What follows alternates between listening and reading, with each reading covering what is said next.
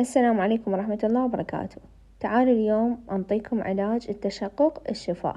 طبعا خلينا نعرف شنو الأسباب. أول شي تعرض لأشعة الشمس، يعني ما تخلون واقع شمس لشفايفكم.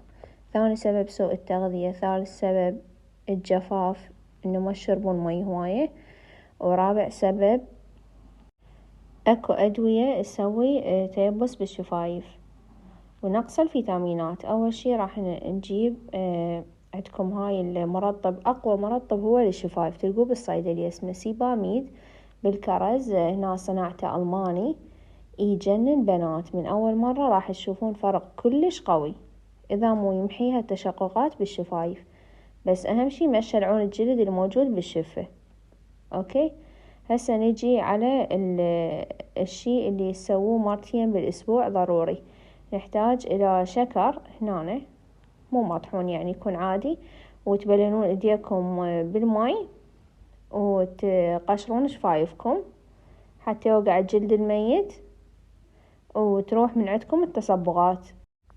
تقدرون تخلون بمكان الماء، يعني تبللون ايديكم بالماء وتقشرون بالشكر. تقدرون تخلون زيت الزيتون شوية ويا الشكر تقشروه، او اي مقشر انتو حابيه، قهوة او مقشر من الكوزمتيك كيميائي.